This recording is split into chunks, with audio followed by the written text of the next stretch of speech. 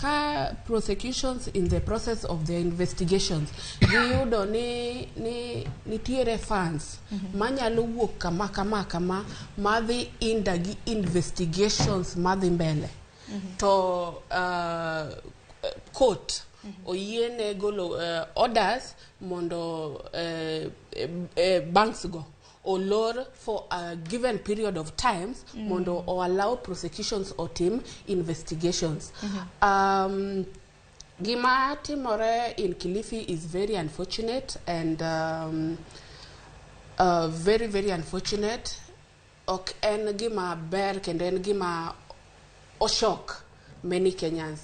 To gi jok ma no lose lives gi koso jo era gi e ye kanyo ma jok ma bende podolal. We are with you in prayers kendo Nyasaye oresu, lakini sheria kaka obedo onengo lu mondo ka jogi investigations o team thara kako onengo timre ka jogi oyud ni they have